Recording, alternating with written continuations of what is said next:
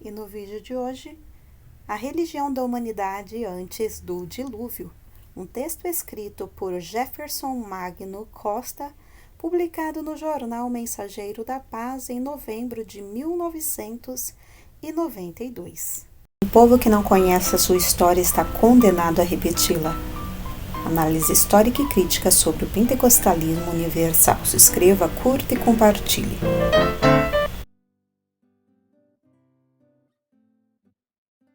Procurar informações sobre o passado religioso da humanidade equivale a nos debruçarmos sobre um poço escuro e profundo, o poço do passado, cujas águas só podem ser alcançadas com muita paciência e em pouca quantidade.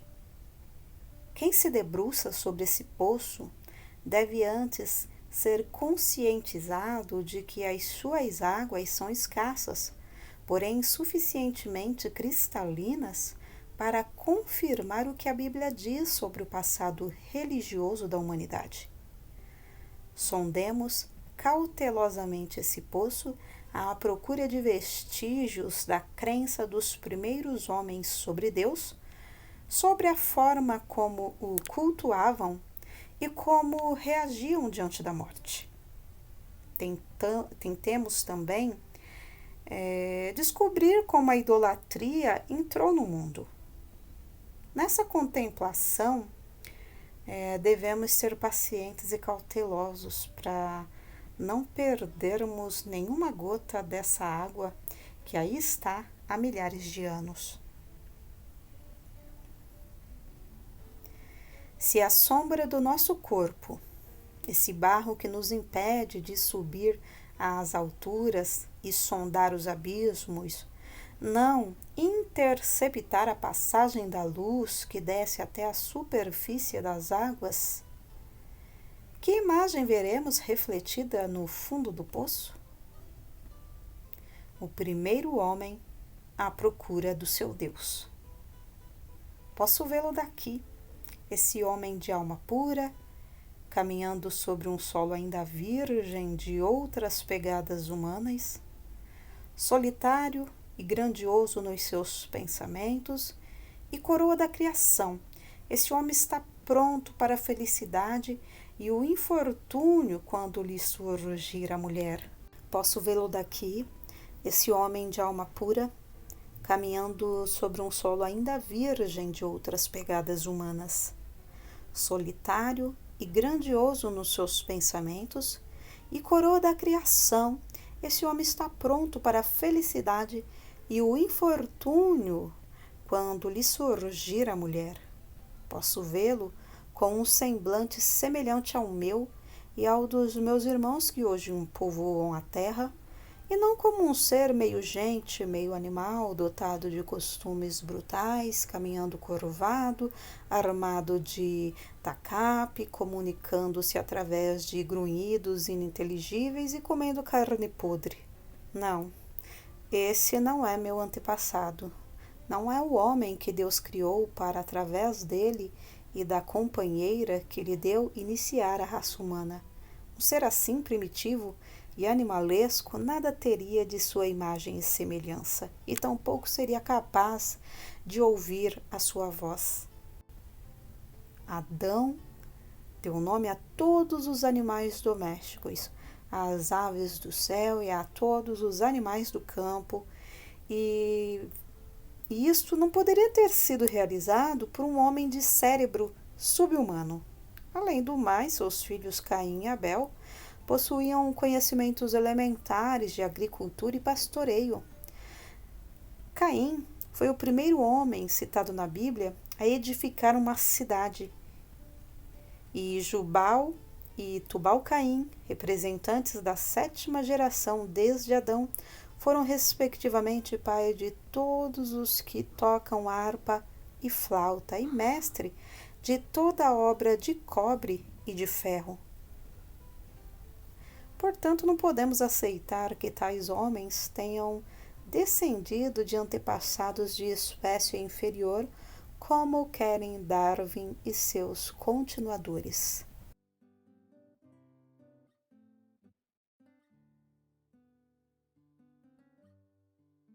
o Deus Supremo se revelou aos primeiros pais. A grande abundância de fatos histórico-religiosos trazidos do fundo desse poço à luz dos nossos dias por centenas de pesquisadores ao longo de várias décadas prova que a humanidade creu inicialmente em um único Deus.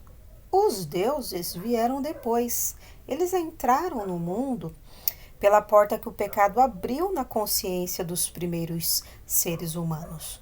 O estudioso alemão Georg Siegmund, no seu livro A Crença do Homem Pré-Histórico, ele informa que entre a maioria dos grupos circulava a crença de que no princípio o Ser Supremo viveu na Terra juntamente com os homens, a quem ensinou o bem e deu suas leis sociais e morais. Isto é já uma prova de estreita união entre o Ser Supremo e os homens.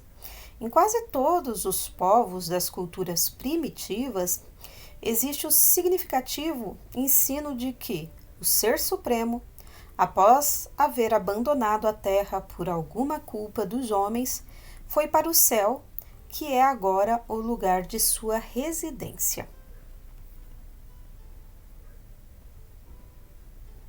O fato é que, após criar o ser humano, Deus incutiu nele o seu selo, a sua marca, plantando no seu coração a necessidade de reconhecê-lo como Criador e de adorá-lo como Deus. Isto é o que os teólogos chamam de primeira revelação ou revelação inicial. Porém, a Bíblia mostra, capítulos 3 e 4 do livro de Gênesis, e a história confirma que essa revelação foi obscurecida pelo pecado. Obscurecida, mas não totalmente apagada. Ao estudarmos a religião dos egípcios, assírios, babilônios, cananeus, hindus, persas, gregos, romanos, chineses, japoneses e outros povos, identificamos imediatamente os vestígios desse obscurantismo gradual da primitiva crença em um único supremo Deus.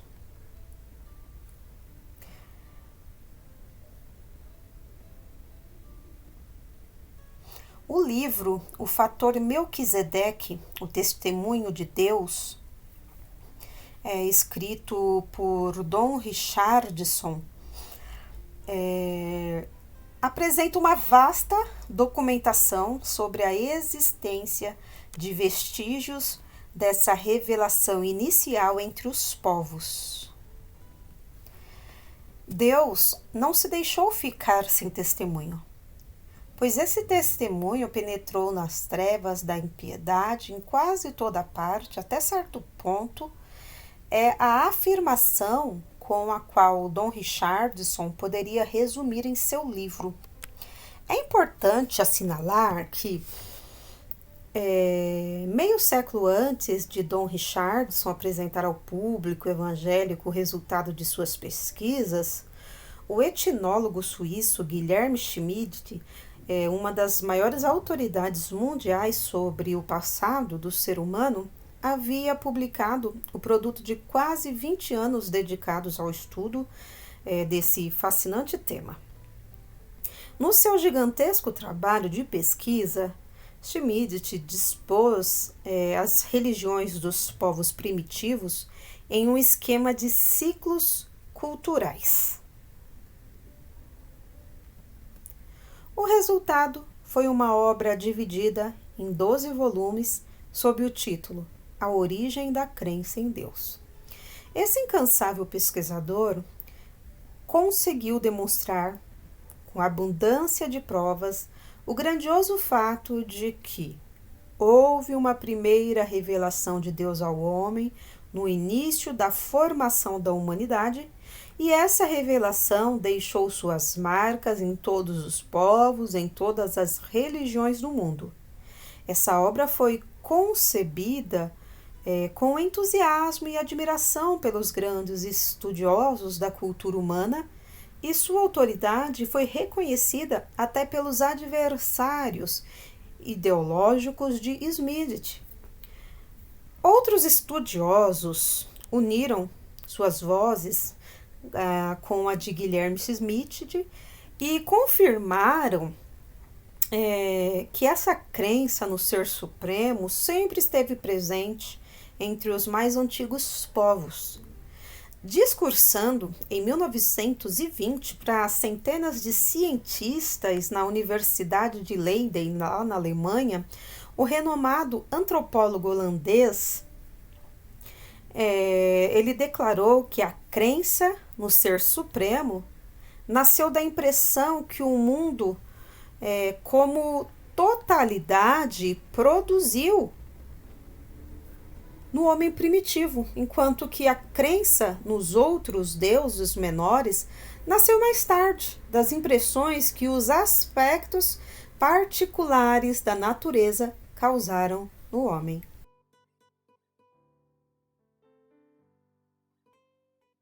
Surgem os deuses sobre a terra.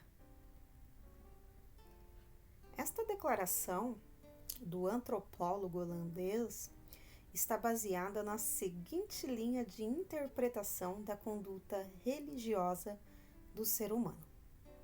Após a entrada do pecado no mundo, algo de desastroso ocorreu com a crença do primeiro homem no Deus único e soberano.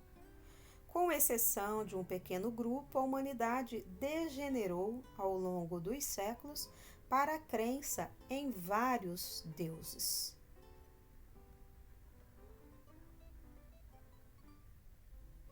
Impressionados pelos grandes fenômenos da natureza e sentindo-se pequeninos diante da imensidão do céu, do fulgor do raio, da beleza do pôr do sol, da grandiosidade do mar, os descendentes mais afastados de Adão deixaram nascer dentro deles a errônea ideia de que tudo isto não passava de símbolos de Deus e pensaram: o sol é Deus, o raio é Deus, a tempestade é Deus, o céu é de Deus, o céu é Deus.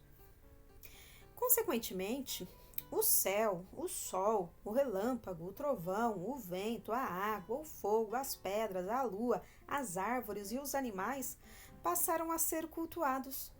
Iniciou-se assim o politeísmo, com seus inúmeros deuses representando os elementos a tudo que o homem viu dotado de algum poder que ele mesmo não tinha.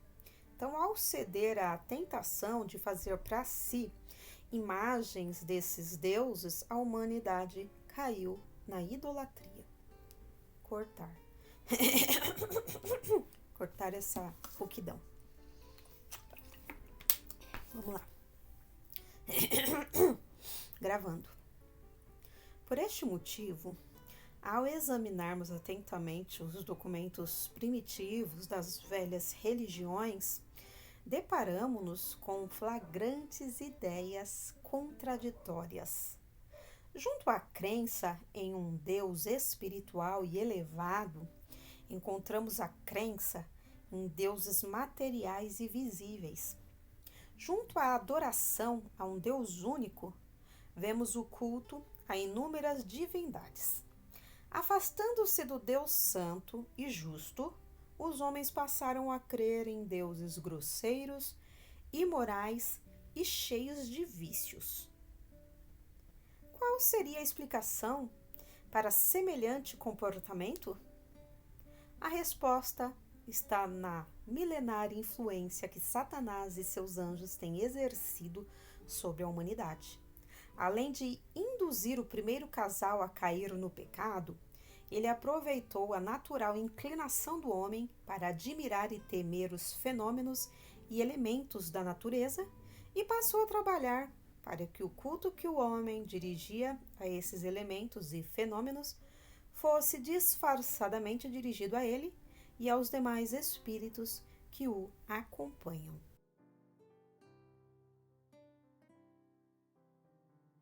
a religião do primeiro homem.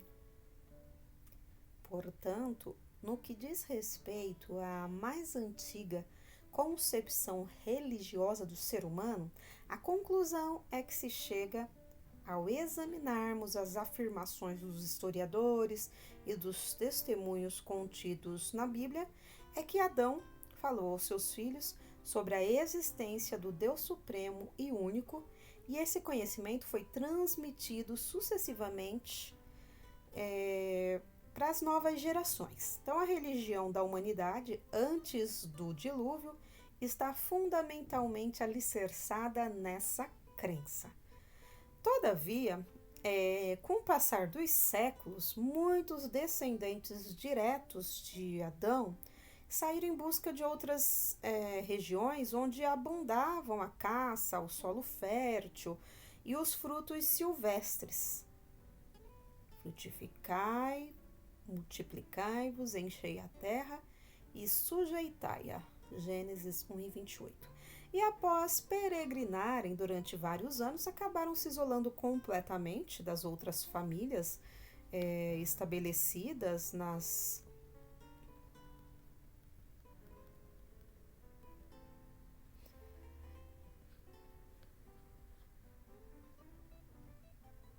regiões circunvizinhas ao lugar em que o primeiro casal criara seus filhos e em cujo meio continuava perdurando o reconhecimento da existência do único Deus Todo-Poderoso como resultado da revelação inicial. A linhagem de Sete foi a que melhor preservou essa revelação, conforme Gênesis 5, do 1 ao 32. Esses grupos humanos isolados, após perderem o contato com as demais famílias, passaram a enfrentar situações dificílimas, lutando com uma natureza sempre hostil. Então, totalmente afastados de Deus e esquecidos da primeira revelação, esses grupos caíram na mais bárbara e terrível noite espiritual. Eles se tornaram, ao mesmo tempo, réus e vítimas da propagação do politeísmo, da idolatria e da superstição, ideias e práticas inspiradas por Satanás. Porém, um reduzido número de pessoas continuou guardando o conhecimento do Deus Supremo. E antes mesmo de os primeiros povoadores da terra aprenderem a fazer uso desse poderoso instrumento de registro das ações humanas, que é a escrita, já os objetos de pedra, de bronze, de ferro, as paredes lisas do interior das cavernas e a maneira como os mortos eram sepultados continuavam testemunhando a crença do homem em um ser supremo. E essa crença tem hoje sua existência documentada por escrito. Existe um livro que nos fala com toda clareza e fidelidade sobre a origem da raça humana e nos revela que tipo de religião foi inicialmente praticada. Esse livro é a Bíblia. Seus 11 primeiros capítulos contêm o que de fundamental podemos conhecer sobre a criação dos céus, da terra e do ser humano. Em suas páginas nos deparamos com tradições que atravessaram milhares de anos sem corromper-se nem alterar-se, graças à providência do Espírito de Deus, que além de as ter preservado na memória humana, inspirou o homem que lhes deu forma escrita, Moisés. Ou aceitamos como verídico o quadro que a Bíblia nos apresenta sobre a origem do ser humano e de sua conduta religiosa inicial, ou rejeitamos a Bíblia e adotamos como correta a teoria de que o homem é descendente do macaco e cresceu e multiplicou-se, bárbaro, supersticioso, idólatra e desconhecedor do verdadeiro Deus desde o amanhecer de sua existência. Repudiamos tal teoria, pois ela está em total desacordo com as mais recentes e autorizadas pesquisas antropológicas e por ser algo que agride frontalmente os versículos 26 e 27 do primeiro capítulo do livro de Gênesis. À luz das conclusões a que chegaram muitos estudiosos não comprometidos com o darwinismo, o escritor alemão Georg Siegmund cita vários deles no seu livro A Crença do Homem Pré-Histórico. A imagem do primeiro habitante da Terra vem se tornando cada vez mais humana, mais próxima da verdade bíblica e mais afastada da corrente evolucionista. Não poderíamos deixar de citar as oportunas palavras de um desses autorizados pesquisadores não darwinistas, o antropólogo Kalin. No lugar do homem primitivo, brutal e animalesco, conforme ele via na fantasia de Ernest Haeckel, Charles Darwin e outros, surge a imagem de um homem em cujo rosto, desde o princípio, sopra o hálito do Espírito de Deus. Jornal Mensageiro da Paz, novembro de 1992.